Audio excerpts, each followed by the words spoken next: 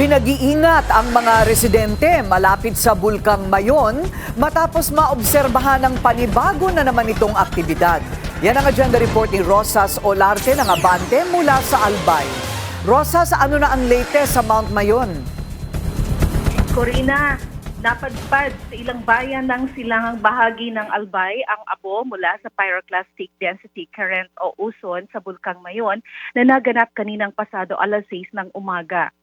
Dinala ito ng hanging habagat sa bahagi ng Bakakay, Santo Domingo, Malilipot at Tabaco City.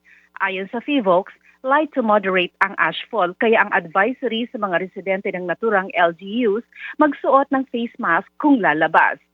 Namigay ng face mask ang MDRRMO ng Bakakay at Santo Domingo.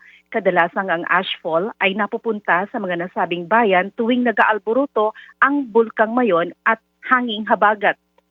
Samantala, hindi lang ashfall, pyroclastic density current o uson ang ipinakitang alboruto ng Bulkang Mayon ngayong Lunes.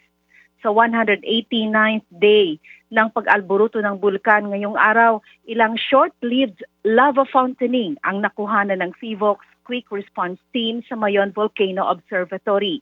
Naganap ito kaninang alas 9:36 ng umaga at alas 3:25 ng hapon na sinundan alas 3:27 ng hapon.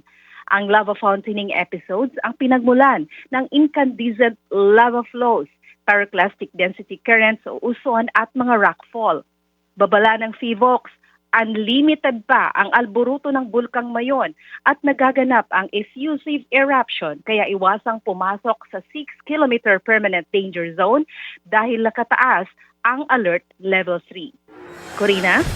Wow, alert level 3. So sa iyong personal na nararanasan ngayon, Rosas, ano ba ang nararamdaman? Ano ba ang nalalanghap mo o nakikita mo?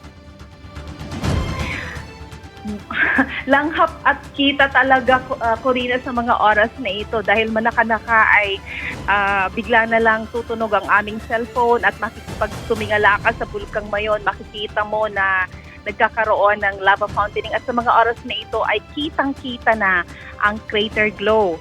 At maya't maya ay meron pa ngang mga tectonic na origin o tectonic earthquakes kaming nararamdaman. Kaya parang unstable ang pakiramdam namin pero carry lang, kinakaya pa.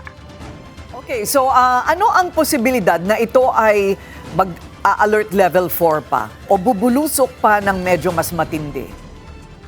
May inoobserbahan pang parametro ang PHIVOLCS. Nakausap natin si Miss Mariton Bornas ng PHIVOLCS.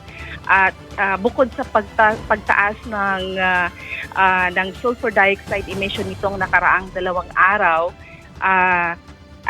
ang sabi niya, maaaring itaas ang alert level 4 dahil kung magkakaroon or makukumpirma nila ang patuloy o progresibong pagtaas ng mga paglindol at itong ground deformation.